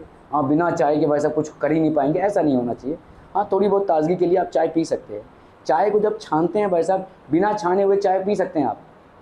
वो चाय पत्ती फ्लोट होती रहेगी, वो चाय पी सकते हैं आप? नहीं पी सकते ना। तो आपको भी इन चीज़ों को फिल्टर करना पड़ेगा। आपके आंसर्स क्या हैं, आपके क्वेश्चंस क्या हैं, आपके नोट्स क्या आए हैं, इन सब चीज़ों का कोई फिल्ट्रेशन है ही नहीं आपका। आपके एफर्ट्स का कोई फिल्ट्रेशन नहीं है। आप यहाँ पे आते हैं, मैं कुछ पढ़ा रहा हूँ, पता नहीं क्या समझते हैं, घर जाते हैं और फिर अपना ही कुछ उल्टू पुल्टू होमवर्क लेकर बैठेंगे, घर वालों को रखता है पढ़ रहे हैं आप। Actually nothing is happening. वही जो स्कूल का एक कचरा सा होमवर्क मिला रहता है उसको आप करते हैं। मैं ये नहीं बोल रहा हूँ कि स्कूल का होमवर्क वैलिड नहीं है, मैं ये बोल रहा हूँ कि शायद स्कूल के होमवर्क में जो लिखने का काम रहता है बस वहाँ तक ही आपकी पढ़ाई रहती है। It's not anything beyond that. वो लिखने वाला कार्यक्रम घर वालों को लग रहा है वो लड़का पढ़ रहा है, बच्ची पढ़ रही है भाई साहब, लेकिन नहीं हो रहा है ना भाई। आपको भी मालूम है अंदर ही अंदर कि आप पढ़ाई नहीं कर रहे हैं और इसका रिजल्ट नहीं आएगा। और मैं ये कोई लेक्चर देने के लिए नहीं बोल रहा हूँ, मैं आपको एकदम साफ सुथरा हिसाब से बोल रहा हूँ कि भाई यही है निचोड़, यही है। पढ़ाई में आगे जाना है तो यही सारी चीज़ें आपको करनी पड़ेंगी। नोट्स बनाइए। आप बताइए ना, आप लोगों ने कितने ने साइंस में नोट्स प्रॉपरली बनाए हैं या मैथ्स में प्रॉपरली नोट्स बनाए हैं? मैं आपको 3-4 चीज़ें बताऊंगा, अगर ये आप कर रहे होंगे ना, आपको 85% से कोई नीचे ला ही नहीं सकता है। अगर वो ला रहा होगा ना तो मैं पढ़ाना छोड़ दूंगा। अगर ये 3-4 चीज़ें आप कर रहे होंगे डिलीजेंटली, आ ही नहीं सकता आपका 85% नीचे। एक, मेकिंग नोट्स, हर चैप्टर का as detail notes as possible. और जब मैं नोट्स की बात कर रहा हूं तो स्कूल में जो क्वेश्चन आंसर दिए हुए हैं वही नोट्स नहीं। स्कूल के क्वेश्चन आंसर्स भाई साहब, अभी आप ये ख्याल छोड़ दीजिए कि जो स्कूल में पीछे क्वेश्चन दिए रहते हैं उनका आंसर्स लिखना ही काफ़ी होता है या उनको याद करना ही काफ़ी होता है। You have to get out of that phase. इस फेज से प्लीज़ निकलने की कोशिश कीजिए। स्टेट बोर्ड हो, सीबीएसई हो, कोई भी बोर्ड हो, आप इस स्तर पर आ चुके हैं कि आप एक क्वेश्चन को एनालाइज करके खुद ब खुद उसका आंसर लिख सकें। और ये तभी हो सकता है जब आपका डिटेल स्टडी हो। इसीलिए आपके स्कूल में जो क्वेश्चन आंसर्स लिखाए जा रहे हैं, आपके क्लास में जो क्वेश्चन आंसर्स मैं भेज रहा हूं, और आप देखोगे अगर क्वेश्चन आंसर्स अलग अलग जगहों से मैं भेजता हूं, अलग अलग मॉड्यूल्स रहते हैं क्वेश्चन आंसर्स के, बनाइए उनके नोट्स भाई साहब, प्लीज़ बनाइए एक नोट्स। अगर मेकिंग नोट्स आपका नहीं हो रहा है तो ये आपको बहुत बड़ा, आप मतलब you are digging your own grave. हर चैप्टर पे डिटेल नोट्स होना चाहिए, हर चैप्टर पे डिटेल नोट्स होना चाहिए। नोट्स बनाने के 2 तरीके हैं, एक जब मैं पढ़ा रहा हूं तब बनाइए और घर में जाकर उसको रिकलेक्ट कीजिए और उसको इलैबोरेट कीजिए, ये एक हो गया तरीका। अगर आप ये नहीं कर रहे हैं तो घर में जाकर वीडियो देखकर बनाइए, या जो मैं नोट्स भेज रहा हूं वो तो बनने ही चाहिए, वो आपके बनने ही चाहिए। आप बताओ ना, एक लड़का था मेरे बैच में, उसका नाम था केविन पटेल। आज से कुछ 7-8 साल पहले की बात कर रहा हूँ, 10th में था वो।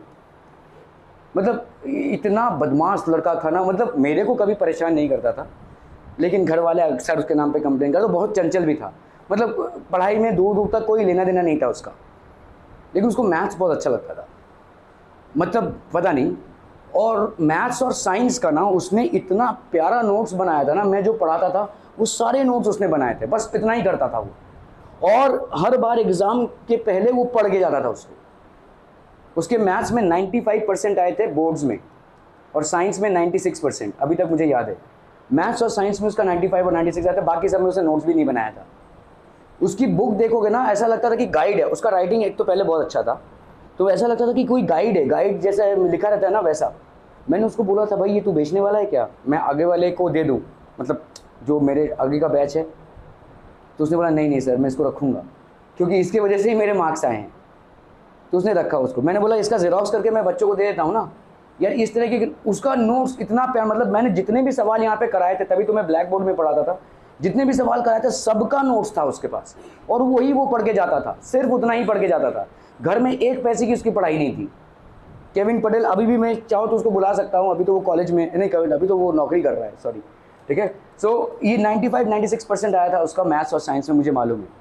And one reason was only making notes. इतना प्यारा नोट्स था उसका, मतलब आप देखोगे ना उसके बुक्स अगर देखोगे और ऐसे नोट को पलटोगे तो एक एक क्वेश्चन का नोट्स था, एक एक क्वेश्चन एकदम गाइड की तरह, किसी गाइड की तरह, जैसे आपका गाइड होता है ना, टारगेट के गाइड या नवनीत के गाइड्स, वैसे गाइड्स की तरह प्रॉपर। ये एक बहुत बड़ा फंडा है जो आप लोग बिल्कुल भी नहीं कर रहे हो, बिल्कुल भी नहीं कर रहे हो। कभी मैंने भेज दिया हाँ आई वांट द नोट्स, बस उसी में नोट्स बनेगा, जिसमें मैंने नहीं लिखा कि नहीं इजी मुझे चाहिए तो नहीं बनेगा, मुझे मालूम है। ये हाफ हार्टेड एफर्ट्स हैं भाई साहब, ये बिल्कुल हाफ हार्टेड एफर्ट्स हैं आपके। अगर आप मेरे दिए गए नोट्स से नहीं नोट्स बनाना चाहते हैं, टारगेट से बनाइए, नवनीत से बनाइए, कोई दिक्कत नहीं है। आपके पास होंगे टारगेट और नवनीत के बुक्स, उससे बनाइए, कोई दिक्कत नहीं है, बनाइए। लेकिन क्योंकि वहाँ पे भी सब्सटैंशियल अमाउंट ऑफ क्वेश्चंस हैं, वहाँ पे भी एक ऐसे क्वेश्चंस हैं जो आने वाले हैं, वो भी वैसे ही क्वेश्चंस पिकअप करते हैं, उनका नोट्स बनाते हैं। बनाइए, कोई दिक्कत नहीं है। किसी अच्छे गाइड से भी अगर आप नोट्स बना रहे हो प्लीज़ बनाइए, लेकिन ऐसा नोट्स बनाइए जो आप अगर एक बार झाड़ी मारेंगे ना अपने एग्ज़ाम देने के पहले, it should be coming across as a cakewalk to you. 5-6 बार पढ़ के जाएंगे, बस खत्म, आराम से एग्जामिनेशन में आप लिख कर आएंगे। Nobody can make sure that you are scoring less than 85%। मैं आपको गारंटी के साथ बता सकता हूँ।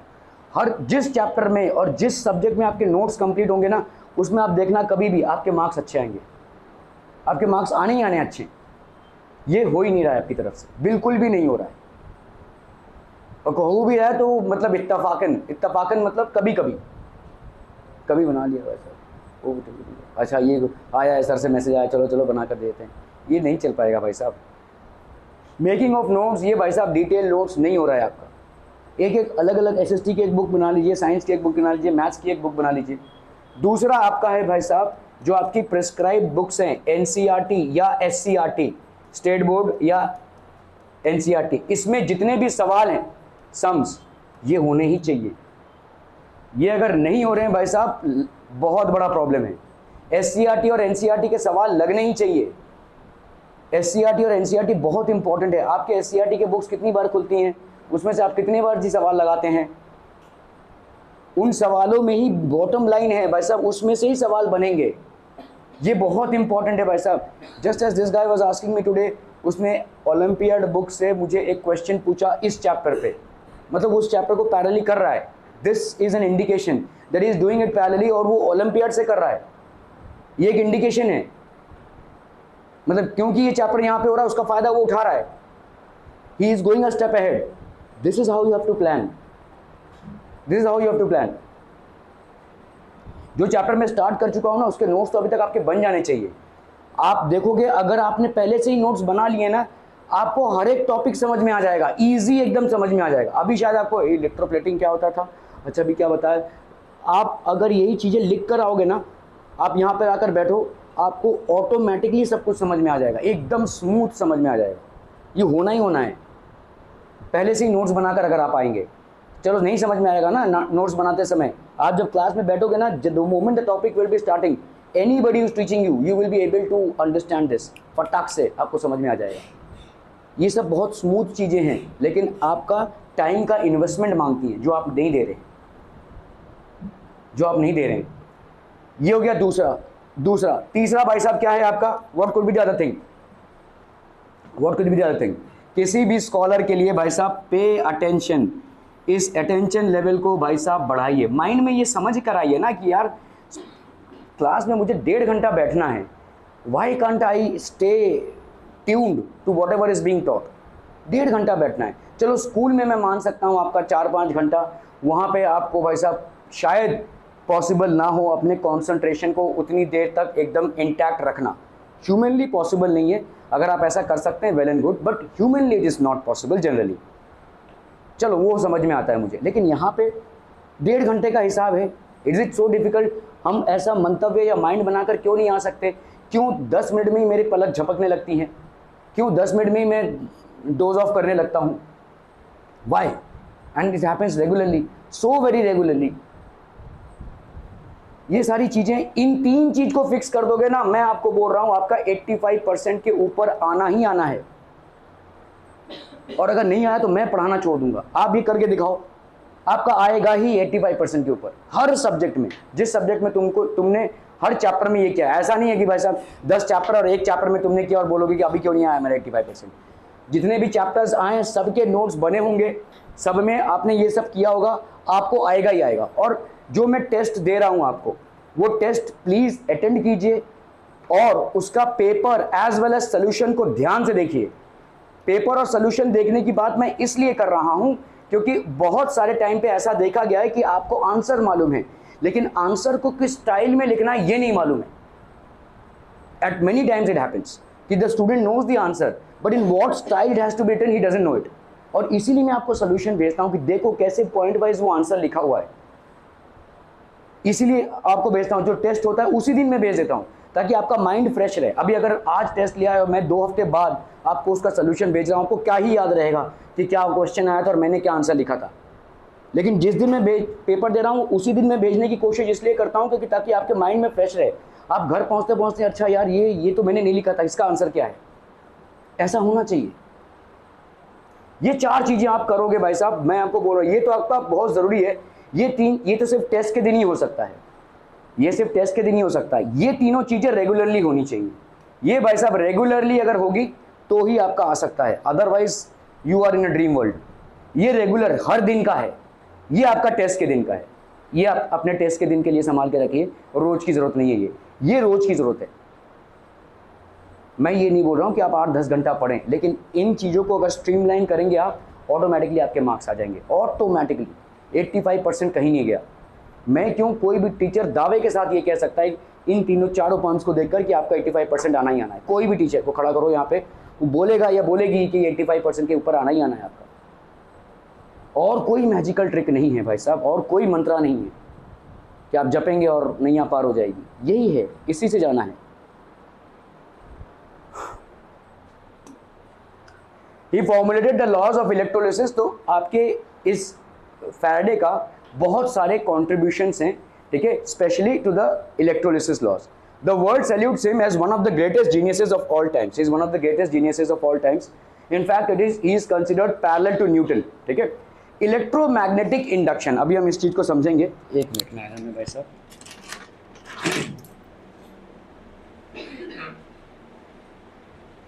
What is basically electromagnetic induction? देखो समझ लो, ये कोई सर्कुलर लूप ऑफ वायर है, ठीक है, और इसको हमने गैल्वेनोमीटर से कनेक्ट किया हुआ है। गैल्वेनोमीटर बेसिकली क्या होता है? गैल्वेनोमीटर, इसलिए हमने वहाँ पे जी लिखा हुआ है। देखो galvanometer is an instrument, galvanometer is an instrument which measures current, ठीक है, विच मेजर्स करंट। तो ये एक ऐसा इंस्ट्रूमेंट होता है जो भाई साहब करंट को मेजर करता है। तुम लोग का साउंड चैप्टर हो गया है क्या? हो गया यहाँ पे साउंड चैप्टर, ओके। टेस्ट नहीं हुआ है ना उस पर, ओके। गैल्वेनोमीटर एक ऐसा इंस्ट्रूमेंट होता है जो करंट को मेजर करता है, ठीक है। तो हमने समझ लो एक सर्कुलर लूप ऑफ वायर लिया है, ऐसे ये एक सर्कुलर लूप ऑफ वायर है, कॉपर वायर है basically, let's say copper wire है, ठीक है, कंडक्टर है कोई, और यहाँ पे एक मैग्नेट है। इस मैग्नेट को भाई साहब आप इसे ऐसा ऊपर नीचे करो, ऐसे ही, तो ऐसे ये यहाँ पे है, ठीक है, ये भाई साहब ऊपर नीचे ऐसे कर रहे हैं, आप देखोगे इसमें करंट फ्लो होने लगेगा, ठीक है। There is a current that flows through this, ठीक है। ये करंट क्यों फ्लो हो रहा है? क्योंकि इस मैग्नेट के आजू बाजू, हर मैग्नेट के आजू बाजू एक होता है क्या? Magnetic field.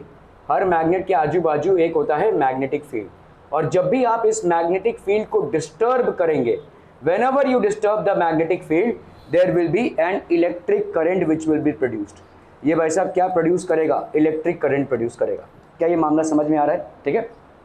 तो यहाँ पे क्या था भाई साहब? एक कंडक्टिंग लूप था और इस लूप के आजू बाजू एक मैग्नेट को हम ऊपर नीचे ऐसे कर रहे हैं। जैसे हम इसमें कर रहे हैं तो यहाँ पे क्या होगा? मैग्नेटिक फील्ड में चेंज प्रोड्यूस होगा और इस मैग्नेटिक फील्ड में जो चेंज प्रोड्यूस होगा, क्योंकि हमने इस मैग्नेटिक फील्ड को क्या कर दिया है, डिस्टर्ब, और इस डिस्टर्बेंस से क्या प्रोड्यूस हो जाएगा भाई साहब, आपका इलेक्ट्रिक करंट।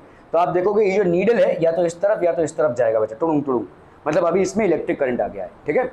इसी प्रोसेस को हम क्या बोलते हैं, electromagnetic induction. Electromagnetic induction is the production of electricity by causing changes in magnetic field around a magnet। तो एक मैग्नेट के आजू बाजू जो मैग्नेटिक फील्ड है उसमें अगर आप चेंजेस कॉज करेंगे तो इलेक्ट्रिसिटी प्रोड्यूस होगी, ठीक है। इफ यू कॉज चेंजेस, यहाँ पे देखो मैग्नेटिक फील्ड है इसके आजू बाजू, क्योंकि तुम इसको ऊपर नीचे कर रहे हो तो इसके साथ जो मैग्नेटिक फील्ड है वो भी वैसे ऊपर नीचे हो रही है, डिस्टर्ब हो रही है, ठीक है। So the moment you create disturbance in the magnetic field around the magnet, you are going to cause electricity. यहाँ पे भाई साहब इलेक्ट्रिसिटी फ्लो होने लगेगी। इस तरह से देखोगे आपको यहाँ पे इलेक्ट्रिसिटी फ्लो होते हुए नजर आएगी। There will be a deflection in the galvanometer, a deflection in the galvanometer, ठीक है। A deflection in galvanometer indicates flow of current। तो आपका भाई साहब करंट फ्लो हो रहा है। क्लियर है people, are we clear on this one, ठीक है। तो galvanometer is an instrument which measures, कोई कुछ बोला क्या, okay. A galvanometer is an instrument which measures current. पहली बात तो ये, जैसे ही आप किसी मैग्नेट के आजू बाजू उसके फील्ड को डिस्टर्ब करेंगे तो आपका भाई साहब इलेक्ट्रिसिटी प्रोड्यूस होगा, और इसी प्रोसेस को हम क्या बोलते हैं, electromagnetic induction. The production of electricity bye disturbing the magnetic field around the magnet is called electromagnetic induction. आपके घर में जो इलेक्ट्रिसिटी सप्लाई हो रही है ये इसी तरह से सप्लाई हो रही है। देखो कैसे सप्लाई होती है, समझ लो ये कोई रिवर है, ठीक है भाई साहब, this is basically a river. एक रिवर है जो जा रही है, ठीक है। अभी आपने क्या कर दिया, यहाँ पे एक डैम बना दिया, अभी आपने इस रिवर को रोक दिया, ठीक है। तो अभी रिवर क्या होगा भाई साहब, ऐसे आते आते इसका हाइट बढ़ता जाएगा भाई साहब, है ना, यहाँ तक पहुँच गया ये। जब यहाँ तक पहुँच गया तब आप इसको छोड़ेंगे और यहाँ पे ऐसे स्लोप बना दिया है आपने, ठीक है। अब ये रिवर जो है तो बहुत ज़ोर से नीचे गिरेगा। जब ये ज़ोर से नीचे आएगा तो यहाँ पे आपने क्या लगाया हुआ, ऐसे फिक्स करके मैग्नेटिक टर्बाइंस लगा दिए, ऐसे मैग्नेट के टर्बाइंस है, बड़े बड़े गोल गोल मैग्नेट ऐसे फिक्स करके लगा दिए। जब ये नीचे आएगा बहुत फोर्स से आएगा, और जैसे ये जाएगा तो ये सारे घूमने लगेंगे, है ना। ये ऐसे फिक्स्ड है, देखो ऐसे चक्का फिक्स्ड है, ऐसे जा रहा है, पानी जोर से जा रहा है तो ये चक्का क्या करेगा, घूमेगा। और ये किस चीज का चक्का है भाई साहब, मैग्नेटिक टर्बाइंस। तो दीज आर व्हाट, ये आपके हो गए भाई साहब मैग्नेटिक टर्बाइंस, इनको हम बोलते हैं मैग्नेटिक टर्बाइंस, ठीक है। तो अभी समझो क्या है कि ये कोई मैग्नेटिक टर्बाइन है जो ऐसे फिक्स्ड है, इसके नीचे से बहुत जोर से पानी जा रहा है, ठीक है। आपने क्या किया है, यहाँ पे पहले रिवर में क्या था, काइनेटिक एनर्जी था, है कि नहीं, बहुत जोर से आ रही थी ये, आपने इसको रोक दिया। तो अभी इसका क्या बढ़ रहा है भाई साहब, हाइट बढ़ रहा है। तो काइनेटिक एनर्जी यहाँ पे किस में कन्वर्ट हो गया, पोटेंशियल एनर्जी में। फिर आपने इसको भाई साहब छोड़ा जब, तो पोटेंशियल एनर्जी किस में कन्वर्ट हो गया, काइनेटिक एनर्जी में। इसमें बहुत ज़्यादा फोर्स आ जाएगा। ये फोर्स क्या करेगा, इन तमाम जो मैग्नेटिक टर्बाइंस है इनको बहुत जोर से घुमाएगा। जब ये घूमेंगे, when they will start rotating at a very high speed, ये बहुत हाई स्पीड में रोटेट करेंगे, they will rotate at a very high speed, ठीक है। क्लियर समझ में आ रहा है।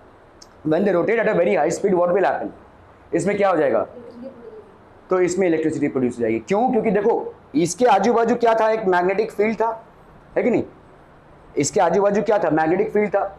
जब आपने इसको घुमा दिया तो उसका मैग्नेटिक फील्ड डिस्टर्ब हो गया, और यही आपका क्या है, इलेक्ट्रोमैग्नेटिक इंडक्शन है कि नहीं। This is all about what, electromagnetic induction. What does the principle of electromagnetic induction state, that around a magnet, if you disturb the magnetic field around a magnet, electricity will be produced. If you disturb a magnetic field around a magnet, electricity will be produced. और ये electricity भाई साहब हमारे घरों में supply होती है। यहाँ पे क्या होते हैं, बड़े बड़े ऐसे तार लगे हुए होते हैं, और ये तार भाई साहब हमारे घरों तक, ये पावर हाउस में जाता है, पावर हाउस से हम तक सप्लाई होता है, ठीक है। That is how electricity. तो हमको जो इलेक्ट्रिसिटी ज़्यादा करके मिल रही है, that is a result of electromagnetic induction. The electricity that we are getting is a result of electromagnetic induction. Are we clear? So very important phenomena were discovered by Michael Faraday. A similar discovery in that year was made by independent by Joseph Henry. ठीक है, तो इन्होंने क्या किया भाई साहब, this phenomena is now the basis of production of all large scale electricity produce in the world. पूरी दुनिया भर में जो इलेक्ट्रिसिटी आप तक पहुंच रही है इस प्रिंसिपल के हिसाब से पहुंच रही है, इस सिद्धांत के ऊपर पहुंच रही है, which is the principle of electromagnetic induction, which states that around a magnet if you happen to disturb the magnetic field electricity is produced. ठीक है, तो वहां पे भाई साहब इलेक्ट्रिसिटी प्रोड्यूस होता है। It is because of this reason it is often said had there been no Faraday there would have been no electricity। अगर भाई साहब फैराडे भाई साहब नहीं होते तो हमको इलेक्ट्रिसिटी नहीं मिलती थी। ठीक है, Faraday showed that we can get electricity from magnetism। तो मैग्नेटिज्म से हम इलेक्ट्रिसिटी पा सकते हैं। To understand Faraday's discovery let us perform an activity. ठीक है, तो हम यहाँ पे भाई साहब एक एक्टिविटी परफॉर्म करने की कोशिश कर रहे हैं। Take a hollow cylindrical pipe of iron. हमने एक हॉलो सिलेंड्रिकल पाइप लिया है, किसका भाई साहब, आयरन का। ठीक है, wind a large number of turns of well insulated copper wire on it. यहाँ पे बहुत सारे कॉपर वायर को हमने ऐसे वाइंड कर दिया है, किसमें, हॉलो सिलेंड्रिकल पाइप में। ठीक है, clean the two ends of the wire and attach the torch bulb to it. तो यहाँ पे भाई साहब इसको हमने टॉर्च बल्ब से अटैच कर दिया। तो पहले हमने इस वायर को भाई साहब क्लीन कर लिया और फिर एक टॉर्च बल्ब से अटैच कर दिया है, किसी भी बल्ब से अटैच कर दिया है। ठीक है, now take a strong bar magnet and move it rapidly towards the centre of the. अभी बार मैग्नेट को उसके अंदर लेकर जा रहे हैं। ठीक है, बहुत जोर से लेकर जा रहे हैं बहुत जोर से क्यों लेकर जा रहे हैं, देखो, rapidly towards the centre of the pipe. क्यों, इससे क्या होगा, if it is moved very rapidly, ये आपका बार मैग्नेट है, रैपिडली अगर मैं इसको मूव करा रहा हूं तो इससे होगा क्या, इसके आजू बाजू जो मैग्नेटिक फील्ड है वो डिस्टर्ब होगा। ठीक है, और उस डिस्टर्बेंस से इसमें क्या प्रोड्यूस हो जाएगी, इलेक्ट्रिसिटी प्रोड्यूस हो जाएगी, और अगर इसमें इलेक्ट्रिसिटी प्रोड्यूस हो जाएगी तो ये बल्ब ग्लो करने लगेगा। ठीक है, so what you are doing is you are moving this magnet at a very high speed. When you move this magnet at a very high speed, what will happen, the magnetic field around this magnet will get disturbed, and when it gets disturbed, what will happen, electricity will be produced. If electricity is produced, it will get passed into this coil and the bulb will start glowing. So now take a strong bar magnet and move it rapidly towards the center of the pipe. हम इसको बहुत ताबड़तोड़ किस में move कर रहे हैं, centre of the pipe में मूव कर रहे हैं। द बल्ब ग्लोज, तो भाई साहब आपका बल्ब ग्लो होने लगता है, देखो ये वाला बल्ब ग्लो होने लगेगा। ठीक है, so this is due to electromagnetic induction. ये भाई साहब किस वजह से हो रहा है, आपका इलेक्ट्रोमैग्नेटिक इंडक्शन की वजह से। ठीक है, prepare a list of objects around you that are electroplated. कौन कौन से ऑब्जेक्ट्स हैं आपके इलेक्ट्रोप्लेटेड, हाँ, बाइसाइकिल रिंग्स और bath tubs, taps, okay, bath taps, okay, और kitchen gas burners, what else, bicycle handles, मतलब वो स्टील वाले, और ये वाले नहीं, हाँ, और कार रिम्स, ओके, ठीक है। चलिए भाई साहब, why are electrical articles electroplated, electroplating का रीजन क्या है, less expensive, okay, good, make it strong, okay, increase strength, okay, what else, नहीं, ग्रीसिंग से कोई लेना नहीं है, मेक इट अट्रैक्टिव, शाइनी, है ना, उसको शाइनी बना देते हैं हम, अट्रैक्टिव बना देते हैं, okay. Name two metal objects which have a coating of another metal, gold पे कोटिंग ऑफ अनदर मेटल है कि किसी दूसरे पे हमने गोल्ड का कोटिंग किया है।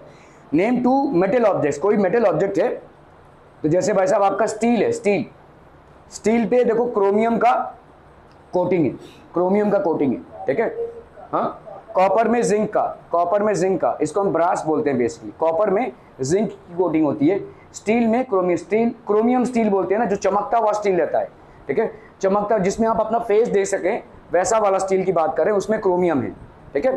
सो स्टील में क्रोमियम की कोटिंग, कॉपर में जिंक की कोटिंग, आयरन में, write a note on Michael Faraday, one of the very successful physicists. He gave the principle of electromagnetic induction, और इसी इलेक्ट्रोमैग्नेटिक इंडक्शन के चलते हमको भाई साहब क्या मिल रही है आज की तारीख में, इलेक्ट्रिसिटी। इसी इलेक्ट्रोमैग्नेटिक इंडक्शन के चलते हमको क्या मिल रही है, इलेक्ट्रिसिटी मिल रही है। Describe an experiment to demonstrate that we can get electricity from magnetism. तो हमने क्या किया भाई साहब, एक पाइप ले लिया, एक हॉलो पाइप, आयरन पाइप ले लिया, और इसमें हमने क्या कर दिया भाई साहब, ऐसे वायर्स को कॉइल करके लगा दिया भाई साहब, है ना, ऐसे वायर्स को कॉइल करके लगा दिए, और यहाँ पे हमने क्या कर दिया, एक बल्ब फिक्स कर दिया, ठीक है। बल्ब भी लगा सकते हैं, गैल्वेनोमीटर भी लगा सकते हैं। गैल्वेनोमीटर के डिफ्लेक्शन से प्रूव हो जाएगा कि इलेक्ट्रिसिटी फ्लो हो रही है, और बल्ब के ग्लो होने से प्रूव हो जाएगा कि इलेक्ट्रिसिटी फ्लो हो रही है। अभी भाई साहब आप क्या कर रहे हैं, एक बार मैग्नेट को लेकर आ रहे हैं, नॉर्थ साउथ पोल है भाई साहब, इसको बहुत स्पीड से अंदर लेकर आ रहे हैं, ज़ाप ज़ूप ऐसे, ठीक है। तो जैसे ही आप इसको बहुत जोर से अंदर लाएंगे तो इसका क्या होगा, इसका जो मैग्नेटिक फील्ड है वो चेंज होगा, और मैग्नेटिक फील्ड बहुत रैपिडली चेंज होगा तो क्या प्रोड्यूस होती है, इलेक्ट्रिसिटी। किस प्रिंसिपल से इलेक्ट्रिसिटी प्रोड्यूस होती है, इलेक्ट्रोमैग्नेटिक इंडक्शन से। सो उसके रिजल्ट में क्या हो जाएगा, इसमें से इलेक्ट्रिसिटी फ्लो होने लगेगी, और इसी इलेक्ट्रिसिटी फ्लो के चक्कर में बल्ब ग्लो होने लगेगा।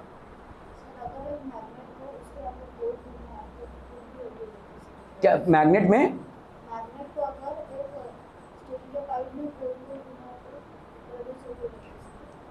ऐसा स्टील का पाइप है और ये मैग्नेट को ऐसे से घुमा रहे हैं, ऐसे अंदर डाल दिया इसको, और अगर ये गोल गोल घुमा रहे हैं तो हाँ, तो उससे भी हो सकती है। मैग्नेटिक फील्ड को तुम जैसे भी चेंज करो भाई साहब, ठीक है, ऐसे ऐसे ऐसे ऐसे घुमा रहे हो तो भी चेंज हो रहा है। अगर किसी मैग्नेट को जैसे जैसे हमारे मोटर्स होते हैं, इलेक्ट्रिकल मोटर्स, वो उसी प्रिंसिपल पे चलते हैं। इलेक्ट्रिकल मोटर्स में वो शाफ्ट घूमता रहता है, वो शाफ्ट घूमेगा तो मैग्नेटिक फील्ड प्रोड्यूस होगी, ठीक है। तो आपका यहाँ पे अगर समझ लो हमने ऐसे ऐसे, यहाँ पे हम कैसे मूवमेंट कर रहे हैं, ऐसे ऐसे, अगर हम ऐसे मूवमेंट ना करना चाहें, अगर ऐसे मूवमेंट कराना चाहें तो भी होगा भाई साहब, क्योंकि आपका भाई साहब नॉर्थ साउथ। लेकिन देखो ऐसे घुमाने में कम इलेक्ट्रिसिटी प्रोड्यूस होगी, ऐसे में ज़्यादा होगी। इसका रीज़न क्या होगा, अगर हम इसको ऐसे ले जा रहे हैं और ऐसे ले जा रहे हैं, इसमें ज़्यादा इलेक्ट्रिसिटी प्रोड्यूस होगी, ना कि ऐसे घुमाने में। क्यों, बता सकते हो? हाँ, नहीं, डिस्टेंस की वजह से नहीं। देखो एक मैग्नेट का मैग्नेटिज्म कहाँ पे स्ट्रॉन्गेस्ट होता है, एट द पोल्स, ठीक है, और यहाँ पे इसका मैग्नेटिज्म वीक होता है। मैग्नेट का स्ट्रॉन्गेस्ट मैग्नेटिज्म होता है उसके पोल्स में, और यहाँ पे कंपैरेटिवली उसका वीक होता है। तो जब हम इसको घुमा रहे हैं तो हम किसको घुमा रहे हैं, इस वीक मैग्नेटिक फील्ड को घुमा रहे हैं, और वीक मैग्नेटिक फील्ड के घूमने से कम इलेक्ट्रिसिटी प्रोड्यूस होगी।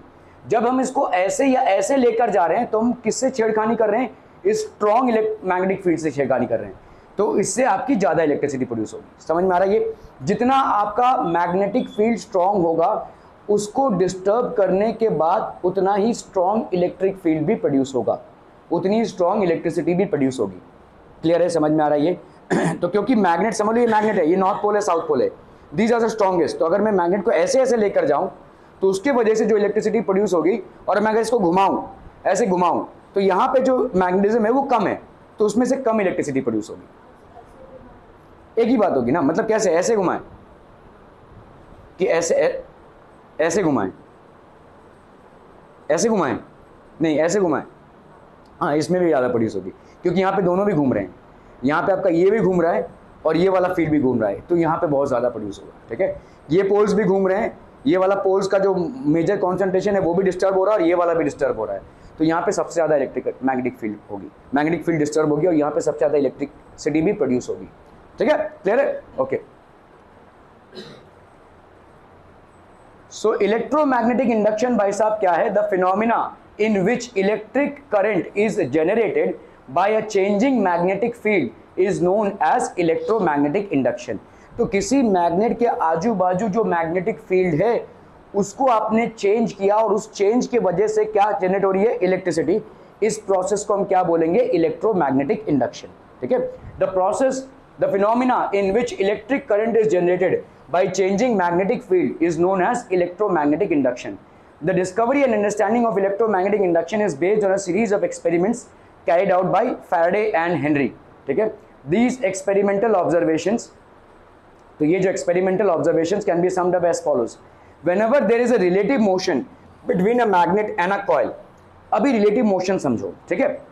देखो ये एक मैग्नेट है और ये भाई साहब एक कॉइल है ना, ये एक कॉइल है, ये बल्ब से जना हुआ है भाई साहब, ठीक है। तो आपने इसको फिक्स रखा और इसको अंदर बाहर कर रहे हैं, या आपने इसको फिक्स कर दिया, इसको अंदर बाहर कर रहे हैं, क्या दोनों में भी मैग्नेटिज्म प्रोड्यूस होगी? दोनों में ही प्रोड्यूस होगी ना, क्योंकि जब आपने इसको फिक्स रखा है और इसको ले जा रहे हैं तो इस तार की वजह से इसका मैग्नेटिक फील्ड ऊपर नीचे हो रहा है, और जब आप इस मैग्नेट को ही ला रहे हैं तो इसका मैग्नेटिक फील्ड ऊपर नीचे हो रहा है, तो दोनों केस में मैग्नेटिक फील्ड डिस्टर्ब हो रही है और दोनों केस में इलेक्ट्रिसिटी प्रोड्यूस होगी। तो मतलब इसमें, और तो अगर मैं दोनों को ही मूव करूं तो ज्यादा इलेक्ट्रिसिटी प्रोड्यूस होगी कि नहीं? देखो ये कॉइल है, ये कॉइल में मैंने मैग्नेट को, ठीक है, डिस्टर्ब किया तो इलेक्ट्रिसिटी प्रोड्यूस हुई। अभी मैं कॉइल को, मैग्नेट को फिक्स रखा है, इस कॉइल को डिस्टर्ब कर रहा हूं तो भी इलेक्ट्रिसिटी प्रोड्यूस होगी। अगर मैं दोनों को फिक्स करूं मूव तो ज्यादा इलेक्ट्रिसिटी प्रोड्यूस होगी, ठीक है। तो इसका मतलब रिलेटिव मोशन रिलेटिव मोशन मतलब क्या, इसको फिक्स करके इसको चलाना या इसको फिक्स करके इसको चलाना या दोनों को भी चलाना, ठीक है। रिलेटिव मोशन हो रहा है, दोनों के बीच में रिलेटिव मोशन हो रही है, ठीक है।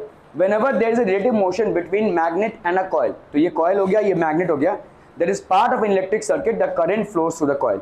तो इसमें से भाई साहब क्या फ्लो होगा, current will flow through the coil, ठीक है। तो जैसे ही भाई साहब आपका रिलेटिव मोशन होगा, there will be current which flows through the coil. The flow of the current stops as soon as the magnet and the coil are at rest with respect to each other। तो जैसे ही भाई साहब आपका magnet और coil with respect to each other rest पे आ जाएंगे तो flow of current will stop. तो आपका करंट फ्लो क्या हो जाएगा भाई साहब, स्टॉप हो जाएगा, ठीक है। Current does not flow when the magnet and the coil are at rest, ठीक है। This experiment their experimental observations can be summed up as follows. The faster is the relative motion between the magnet and the coil, the more is the current that flows to the coil. जितना ज्यादा relative motion faster होगा उतना ही ज्यादा आपका current और coil में current flow करेगा, ठीक है, क्लियर है। तो जितना ज्यादा फास्ट मोशन होगा उतना ज्यादा। This experimental observation can be summed up as follows. The direction of current, ये तो आपका लंबा चलेगा भाई साहब,